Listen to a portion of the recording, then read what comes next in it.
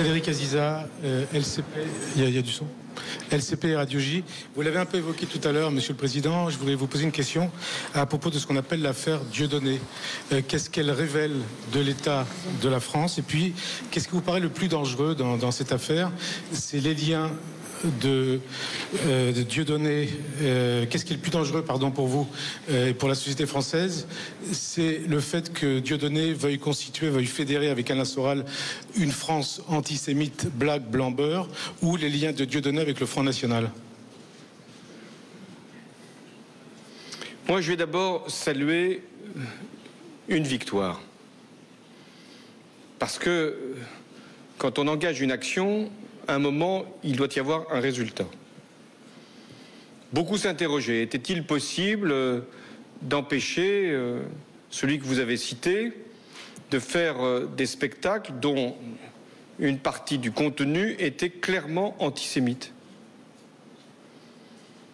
Est-ce qu'il ne fallait pas plutôt laisser faire, faute de moyens juridiques?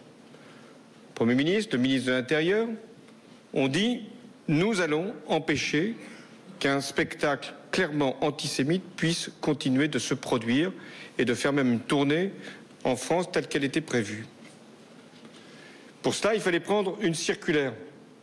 Ce fut fait. Permettre aux maires des villes concernées et aux préfets d'agir au nom des troubles à l'ordre public et de l'atteinte à la dignité des personnes. Les responsables locaux concernés ont fait les procédures. Et le Conseil d'État, en toute indépendance, a dit le droit. Quel est le droit? C'est que la liberté d'opinion, la liberté de création, la liberté d'expression doit être partout garantie, sauf s'il y a atteinte à la dignité des personnes et trouble à l'ordre public. Oui, une victoire a été obtenue. Je comprends, beaucoup de compatriotes se disent « Oui, mais est-ce qu'en parlant de ça, on ne parle pas du reste ?» Souvent, c'est évoqué. Et si on ne parlait pas de ça, qu'est-ce qu'on nous dirait? Vous avez laissé faire. Et c'est là que la question de ce que ça peut avoir comme conséquence dans la société doit être effectivement traitée. Il y a des personnes qui suivent M. Mbala en pensant qu'il n'est pas antisémite. Il y en a qui le pensent et qui vont à ces spectacles sans imaginer qu'il puisse avoir ce contenu. Il est très important qu'ils puissent au moins connaître la réalité. En tout cas, avoir aussi la réponse de la justice.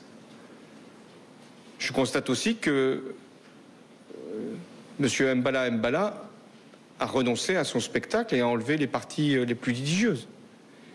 Est-ce qu'il y a des liens avec d'autres mouvements? Oui, bien sûr qu'il y a des liens.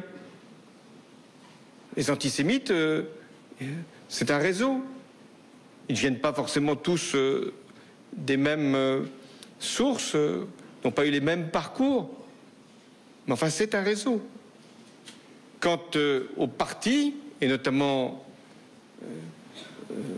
le Front National et l'extrême droite, ce qu'il aurait à faire, c'est de dénoncer encore le caractère antisémite de ces spectacles de Dieudonné. Voilà pourquoi il est très important de lutter. Comment lutter? Il y a ce qu'on a fait sur les spectacles, il y a aussi ce qui doit être fait sur Internet. Et nous y travaillons. Le gouvernement, la garde des Sceaux, le ministre de l'Intérieur travaillent pour qu'on puisse là aussi agir. Enfin, la République, ce n'est pas deux poids, deux mesures. La République, c'est un tout. Il faut regarder la vérité en face. Il y a des actes antisémites, des paroles antisémites. Il y a des actes anti-musulmans, nombreux, avec des profanations, avec des inscriptions, et qui doivent tout autant être dénoncés. Il y a des actes antichrétiens, avec des personnes qui pensent qu'on peut aller s'exhiber dans une église et faire des gestes qui touchent profondément les consciences des croyants. Aucun de ces actes, je dis bien aucun de ces actes, ne peut être accepté. Et c'est précisément parce qu'on aura cette volonté farouche, cette intransigeance qui ne fera pas de distinction, qu'on peut lutter contre certains qui pensent qu'il y aura un système qui favoriserait les uns et voudrait oublier les autres. Non, il n'y a pas de système. Le seul système que je connaisse, c'est le système du racisme, de l'antisémitisme et également de la xénophobie. Ça, c'est un système. Mais la France, elle est républicaine. Il n'y a pas de complot dans la République. Il n'y a personne qui est instrumente ou qui voudrait s'en prendre à des catégories. Il n'y a pas de communauté. Tous les citoyens doivent être protégés de toutes les attaques, de toutes les agressions.